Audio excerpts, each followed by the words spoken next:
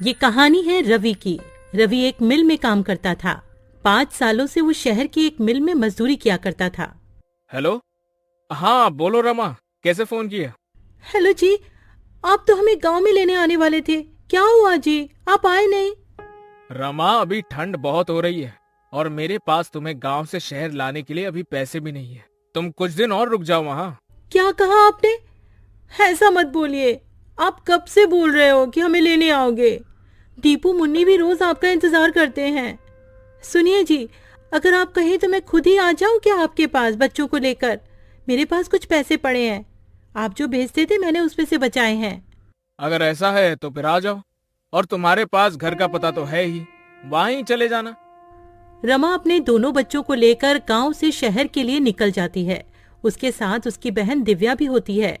रमा के माता पिता की मृत्यु के बाद अब वो बेचारी कहाँ जाती, इसलिए रमा उसे अपने साथ ही ले लेती है। ठंड का समय चल रहा था, दिसंबर का महीना, जिसमें कड़ाके की ठंड पड़ती है। रात होते ही रवि मिल से अपने घर को निकलता है। अरे यार, आज तो कुछ ज्यादा ही ठंड पड़ हाँ रही है। यार रवि, ये ठंडी ठंडी हवाएं और चारों तरफ पड़ती हुई धुंध, बहुत सी ठंड है भाई। चल जल्दी जल्दी घर चलते हैं। रवि अपने घर पहुंचता है। वो एक झोपड़ी में रहता था। रवि अपने बच्चों को देखकर बहुत खुश हो जाता है। वहीं वो अपनी साली दिव्या को भी देखता है। अरे दिव्या, तुम यहाँ? ओह अच्छा, याद आया। कोई बात नहीं, अब तुम हमेशा ही हमारे साथ रहना। पापा, मुझे आपकी बहुत याद आ रही थी। हाँ पापा, आप हमें लेने क्यों नहीं आए? बच्चों, मुझे थोड़ा सा काम था। तुम दोनों ने कुछ खाया? हाँ जी, मैंने दाल चावल बनाए थे। आप भी हाथ मुंह धो लो, मैं आपके लिए भी खाना लगा देती हूँ। खाना पीना खाने के बाद सभी लोग फर्श पर सो जाते हैं। यहाँ रवि के पास बस एक ही कंबल होता है। अब पांचों लोग नींद में उस कंबल को अपनी अपनी तरफ खींचते हैं। एक तरफ रमा और रवि लेटे हुए थे, दूसरी तरफ दोनों बच्ची और दिव्या लेटी हुई थी। रमा को ठंड लग रही होती है तो वो सारा कंबल अपनी ओर खींच लेती है। ठंड तो उस समय सबको लग रही होती है, ठंड जो इतनी कड़ाके की पड़ रही होती है। तभी रवि उठकर देखता है कि उसके बच्चे और उसकी साली दिव्या ठंड से कांप रहे होते हैं और सारा कंबल रमा ने ओढ़ा हुआ होता है। रमा, उठो उठो जल्दी। क्या हुआ जी, आप जाग क्यों रहे हो? वहाँ देखो। रमा अपने बच्चों और बहन की तरफ देखती है और वो घबरा जाती है। उसके बच्चे और बहन ठंड से कांप रहे होते हैं। हाँ जी, आप देख क्या रहे हो? जल्दी से कंबल बच्चों पर डाल दो ना, ठंड बहुत है। रवि सारा कंबल बच्चों और दिव्या पर डाल देता है और रवि और रमा दोनों ही बिना कंबल के ठंड से ठिठुर के सो जाते हैं। सुबह रवि और रमा दोनों ही जल्दी उठ जाते हैं। रमा, तुम ठीक तो हो ना? तुम्हें सर्दी तो नहीं हो गई? रात को बहुत ज्यादा ठंड थी, मैं इसीलिए तुम सबको यहाँ नहीं बुलाना चाहता था। मेरे पास तुम्हें ठंड से बचाने के लिए कपड़े भी नहीं है, मुझे माफ कर दो। हाँ जी, आप क्यों माफी मांग रहे हो? आप चिंता मत करो, मैं बिल्कुल ठीक हूँ। आप तैयार हो जाइए, आपको मिल भी तो जाना है। मिल जाते हुए रवि परेशान सा लग रहा होता है। वो सोच रहा था कि मालिक से एडवांस पैसे ले लेगा, जिससे वो एक और कंबल खरीद कर ले आएगा। लेकिन जब वो मिल जाकर देखता है तो मिल में जोरों की आग लगी हुई होती है। वो अपने दोस्त प्रीतम से पूछता है, प्रीतम, ये मिल में आग कैसे लग गई है? ये कैसे हुआ? अरे क्या बताऊं यार, शॉर्ट सर्किट हो गया और मिल में आग लग गई। अभी मालिक आए थे, उन्होंने कहा कहीं और काम ढूंढ लो। मेरे पास इतना पैसा नहीं है कि मैं दोबारा काम शुरू कर पाऊं। रवि प्रीतम से ऐसा सुनकर और निराश हो जाता है और सोच में पड़ जाता है कि अब तो वो इतनी जल्दी कंबल कहाँ से लाएगा। ना काम है और ना ही पैसे। प्रीतम, अब हम क्या करेंगे? क्या काम करेंगे? देख भाई, मेरे पास कुछ पैसे हैं जिनसे मैं एक छोटी सी चाय की दुकान खोलूंगा। मेरे पास थोड़ी सी सेविंग्स है। तू बता, तू क्या करेगा? पता नहीं यार, मेरे पास तो पैसे भी नहीं है। जितने पैसे यहाँ से मिलते थे वो पैसे तो मैं अपने गांव भेज देता था। अब तो मेरे पास एक फूटी कौड़ी तक नहीं है। चल, मैं घर चलता हूँ, फिर मिलेंगे यार। रवि घर आ जाता है। उसे देखकर रमा समझ जाती है कि कुछ तो बात हुई है। रमा अभी तो कुछ नहीं कहती है। जब बच्ची और बहन खाना खा के सो जाते हैं तब रमा कहती है, क्या हुआ जी, जब से आए हो आप परेशान लग रहे हो, क्या बात है, बताओ ना मुझे।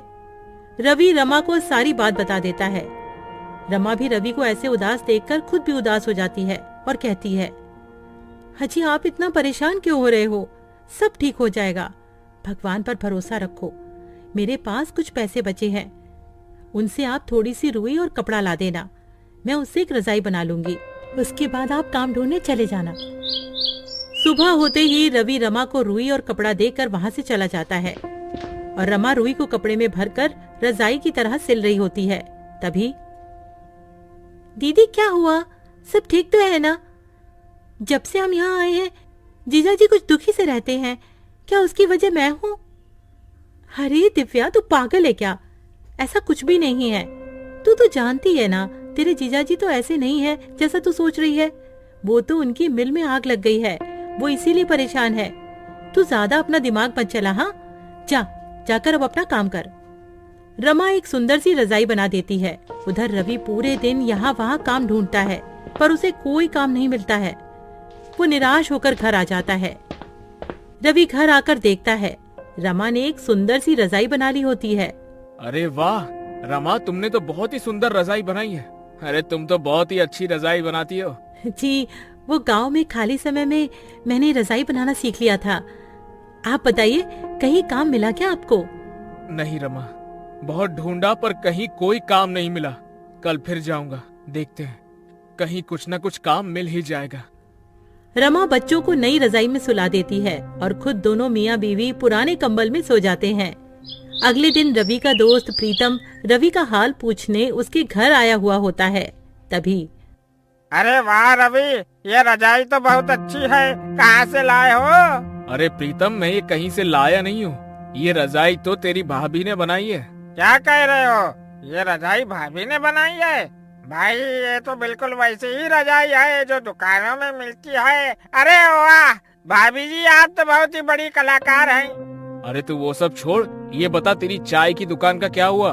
हाँ भाई, मैं इसीलिए तो आया हूँ। मैंने हाईवे पर एक चाय का स्टॉल खोला है। तू बता, तेरा क्या हुआ? कहीं पर काम मिला कि नहीं? नहीं भाई, अभी तो मुझे कहीं भी कोई काम नहीं मिला। मिल जाएगा, वैसे भी मैं ढूंढ तो रहा ही हूँ। अच्छा, आप भाभी एक रजाई मेरे लिए भी बना देना, मुझे ये रजाई बहुत पसंद आई है। जी भाई साहब, मैं आपके लिए भी एक ऐसी ही रजाई बना दूंगी, आप ले जाना। अच्छा रवि, तुम एक काम क्यों नहीं करते हो? क्यों ना तुम रजाई बेचना शुरू कर दो। भाभी जी बहुत अच्छी रजाई बनाती है, लोग खूब खरीदेंगे ऐसी रजाई। जी व्यूअर्स, एंजॉय हो रही है वीडियो? देखें देखें, अभी वीडियो बाकी है। और हाँ, लाइक और सब्सक्राइब जरूर करते रहें। लाइक करें, लाइक करें। अरे कमेंट करना भी ना भूलें, कमेंट भी साथ साथ करते रहें लाइक के। तुम बोल तो ठीक ही रही हो, अभी तो मेरे पास कोई और काम नहीं है और ठंड भी बहुत पड़ रही है। चलो ऐसा ही करके देखता हूँ कुछ दिन। पर प्रीतम, मैं ये रजाई बेचूंगा कहाँ? हाईवे पर मेरे चाय के स्टॉल के पास तुम भी रजाई बेच सकते हो। पर प्रीतम, एक और दिक्कत है, मेरे पास पैसे भी नहीं है सामान लाने के लिए। अरे तुम चिंता मत करो, ये लो पैसे, इनसे तुम सामान ले आना है। ठीक है, फिर मैं आज ही रजाई बनाने का सामान ले आता हूँ। क्यों रमा, ठीक है ना? आप जैसा भी कहो, मैं तो आपके साथ कोई भी काम करने को तैयार रहती हूँ। रवि और प्रीतम दोनों चले जाते हैं।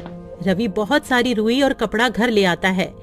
उसके बाद रमा रजाई बनाने का काम शुरू कर देती है। रवि के साथ साथ रमा की बहन दिव्या भी उसकी मदद कर रही होती है और बच्चे भी रजाई में रुई भरने में लगे हुए होते हैं। 2 से 3 दिन में सबने मिलकर 10 रजाइयां बना ली होती हैं और रवि सारी रजाइयां लेकर हाईवे पर प्रीतम के बगल में ही बेचने लगता है और देखते ही देखते उसकी रजाइयां बिकने लगती हैं। वो रजाइयां बहुत सुंदर लग रही होती हैं, जिसकी वजह से लोग खरीदने आ रहे होते हैं। देखा तुमने रवि, बिक गई ना सारी रजाइयां। अब तो बस रजाइयां बनाते रहो। रवि घर जाकर रमा को सारी बात बता देता है। रमा बहुत खुश हो जाती है और रवि और रजाइयां बनाने की तैयारियां करने लगता है और रवि का रजाइयों का कारोबार खूब अच्छा चलने लगता है। इस तरह रवि अपना खुद का काम करने लगता है और अपने परिवार की सारी जरूरतों को पूरा करता है। गरीब पर ठंड का कहर। रामू एक बहुत गरीब मजदूर था, जिसके घर में उसकी पत्नी मधु और बेटी रानी रहा करती थी। पर अब गर्मियों का मौसम जाने को था और सर्दियों का मौसम आने को था। लेकिन रामू टूटी फूटी झोपड़ी में रहता था, जिसकी खिड़की से हवा आती थी और छत से भी। एक दिन रामू की पत्नी मधु रामू से कहती है कि सुनिए जी, ठंड आने वाली है और ठंड में घर के अंदर बहुत हवा आती है, तो आपको घर की मरम्मत करवानी चाहिए। और रामू उसे कहता है कि मैं कल जाकर अपने मालिक से कुछ पैसे उधार ले आऊंगा ताकि हम अपने घर की मरम्मत करवा सके। यूं ही एक दिन बीत जाता है और अगली सुबह रामू अपनी मजदूरी के काम पर जाता है और वो जिसके पास काम कर रहा था उस मालिक से कहता है कि साहब जी, अगले महीने से ठंड आ रही है और मेरे घर की छत टूटी हुई है, जिससे कि घर में हवा आती है, और अगर मैंने जल्दी उसे ठीक नहीं करवाया ना तो ठंड में बहुत दिक्कत हो जाएगी। रामू की बात सुन मालिक कहता है, अरे तो उसमें मैं क्या करूं? रामू कहता है, मालिक आप थोड़े पैसे उधार दे देते तो मैं अपने घर की मरम्मत करवा लेता। मालिक कहता है कि अरे अभी तो तूने उतना काम भी नहीं किया है जो मैं तुझे उधार दे सकूं, अभी मेरे पास पैसे नहीं है। रामू कहता है, मालिक ऐसा मत करो, आप मुझे कुछ पैसे उधार दे दो, मेरी एक छोटी बच्ची है, मैं और मेरी पत्नी तो ठंड सह लेंगे पर मेरी बेटी नहीं सह पाएगी। रामू की लाख मिन्नतें करने पर भी उसे पैसे नहीं देता है और बेचारा रामू उदास शाम को घर लौट आता है। रामू के घर आते ही उसकी पत्नी मधु उससे पूछती है कि क्या आप मालिक से पैसे लाए? अस्सलाम वालेकुम व्यूअर्स, कैसा लगा आपको आज का वीडियो सेशन? उम्मीद करता हूं पसंद आया होगा। कमेंट सेक्शन में आके अपनी मोहब्बत का इजहार जरूर किया करें ताकि इस तरह की वीडियोस हम आप लोगों के लिए लेके आते रहा करें, क्योंकि आप लोगों के कमेंट और आप लोगों के लाइक्स हमारी मोटिवेशन होते हैं। मिलते हैं नेक्स्ट वीडियो में। अल्लाह हाफिज। तो रामू उसे बताता है कि मालिक ने पैसे देने से मना कर दिया है। जिसके बाद मधु भी अब परेशान हो जाती है। दोनों ही इस बात को लेकर काफी परेशान हो गए थे कि अब सर्दियों में उनका गुजारा कैसे होगा। अब रामू मधु से कहता है कि अभी ठंड आने में पूरा 1 महीना बाकी है, तो मैं अगले महीने की 1 तारीख को अपने मालिक से पैसे के लिए बोलूंगा और तब शायद मालिक मना न करे। और ये सुन मधु कहती है कि हाँ, ये सही रहेगा। यूं ही रामू को मजदूरी करते हुए 1 महीना और बीत जाता है और जब रामू अपने मालिक से कहता है, मालिक अब तो पूरा 1 महीना हो गया है और थोड़ी थोड़ी ठंड भी होने लगी है, अरे अब तो आप मुझे मेरी मजदूरी के पैसे दे दो ताकि मैं उन पैसों से अपने घर की मरम्मत करवा लूं। रामू के इस बार पैसा मांगने पर भी मालिक फिर से कोई नया बहाना कर देता है और कहता है कि अभी मेरे पास सिर्फ ये 500 रुपए हैं, इससे ज्यादा नहीं है। 500 रुपए देखकर रामू कहता है कि मालिक मैंने तो इस महीने एक भी छुट्टी नहीं की, उस हिसाब से तो मेरे ज्यादा पैसे बनते हैं। लेकिन मालिक उसे अपनी बातों में फंसा देता है और रामू के ज्यादा बहस करने पर उसे काम से धक्के मारकर निकाल देता है। रामू कम पैसे मिलने और काम से निकाले जाने के बाद बहुत परेशान हो जाता है। उसे समझ नहीं आता कि आगे वो क्या करे। यूं ही सोचते सोचते वो अपने घर पहुंच जाता है, जिसे यूं निराश देख मधु कहती है, क्या हुआ, आप पैसे नहीं लाए क्या? रामू मधु को बताता है कि अरे इस बार भी मालिक ने पूरे पैसे नहीं दिए और तो और मुझे काम से भी निकाल दिया है। ये बात सुनकर मधु चिंता में पड़ जाती है और कहती है कि अब घर कैसे चलेगा और ठंड में हमारा क्या होगा? रामू कहता है, तुम चिंता मत करो, मैं कहीं काम ढूंढता हूँ। इतना कहकर वो उन पैसों से घर में राशन भरवाता है और अब उसके पास पैसे खत्म हो गए थे। कुछ दिनों तक रामू यहाँ वहाँ काम की तलाश में भटकता है, पर उसे कहीं काम नहीं मिलता। वहीं दूसरी ओर अब ठंड भी धीरे धीरे बढ़ने लगी थी और रात के समय रामू के घर में ठंडी हवा खिड़की और छत से आनी शुरू हो गई थी। ठंडी हवा की वजह से अब रामू, उसकी पत्नी और उसकी बेटी पूरी रात ठंड में कांपते रहे। उनके पास एक ही कंबल था, अब उसमें भी ठंड नहीं रुकती थी। एक रात बहुत ठंड पड़ रही थी और तेज ठंडी हवाएं चल रही थी, जिसकी वजह से रामू की बेटी रानी को तेज बुखार हो जाता है और मधु रामू से कहती है, देखिए जी, रानी को बहुत तेज बुखार हो रहा है, वो पूरी तरह तप रही है। रामू कहता है कि अरे मेरे पास तो एक पैसा तक नहीं है, हम रानी को डॉक्टर के पास कैसे लेकर जाएंगे? मधु कहती है, कुछ तो करना होगा, वरना रानी की तबीयत रात में और बिगड़ जाएगी। देखिए ना, कुछ तो कीजिए। वो रोने लगती है। दूसरी ओर रानी ठंड से कांप रही थी। रामू को कुछ समझ नहीं आ रहा था कि अब वो क्या करे। अब रामू रानी को अपनी गोद में उठाता है और हॉस्पिटल की ओर निकल जाता है। मधु भी उसके पीछे पीछे चल पड़ती है। बहुत दूर तक पैदल चलते चलते दोनों थक जाते हैं और रामू रानी को लेकर एक पेड़ के पास बैठ जाता है और रोने लगता है।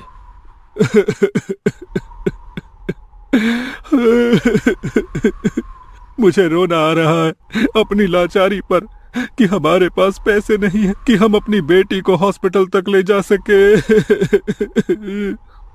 रानी के दिल की धड़कनें अब तेज हो रही थी और फिर से रामू उठता है और अपनी बेटी को लेकर हॉस्पिटल की ओर चल देता है। कुछ घंटों चलने के बाद वो मधु के साथ रानी को लेकर हॉस्पिटल पहुंच जाता है। लेकिन अफसोस, उसके पास पैसे ना होने पर डॉक्टर रानी का इलाज करने से इनकार कर देते हैं और रामू, मधु और रानी को अस्पताल से बाहर कर देते हैं। अस्पताल की सीढ़ी पर रामू अपनी बेटी को गोद में लिए बैठा रो रहा था और दूसरी ओर ठंड धीरे धीरे बढ़ती जा रही थी। ज्यादा ठंड होने की वजह से अब तीनों ही बुखार से जूझ रहे थे और तीनों ही हॉस्पिटल की सीढ़ी पर बेहोश हो जाते हैं। अगली सुबह जब रामू की आंख खुलती है तो वो खुद को हॉस्पिटल के अंदर बेड पर पाता है। ये देख रामू के मन में बहुत से सवाल आते हैं। अरे मैं अंदर कैसे आया? मुझे कौन लाया? और मधु और रानी कहाँ हैं? इतने में उसके सामने वो डॉक्टर आता है जिसने उसकी बेटी को पैसा ना होने की वजह से एडमिट नहीं किया था और रामू उससे सवाल करता है कि मुझे अंदर कौन लाया? जिसके बाद डॉक्टर बताता है कि आपको एक औरत ने हॉस्पिटल में भर्ती करवाया क्योंकि आप सभी को ठंड लगने की वजह से तेज बुखार हो गया था और आप तीनों ही सीढ़ियों पर बेहोश थे। रामू उस औरत के बारे में पूछता है कि वो कौन है, तो डॉक्टर सामने की ओर इशारा करके उस औरत के बारे में बताता है। अब रामू जाकर उस औरत से बात करता है और पूछता है, आपका बहुत बहुत धन्यवाद, लेकिन आपने हमारी मदद क्यों की? तो वो औरत बताती है, मेरा आपके परिवार से कोई रिश्ता नहीं है, लेकिन एक टाइम था जब मेरे साथ भी ऐसा ही हुआ था और मेरी फैमिली बहुत गरीब थी। मैं भी किसी सड़क किनारे ठंड से जूझ रही थी और किसी नेक दिल इंसान ने इसी तरह। Hello viewers, have a blessed day. How do you like our videos? Please express your love in the comment section because you know that your comments and motivational are the power of us to make more videos for you. Thank you very much. Have a blessed day. Tata bye bye.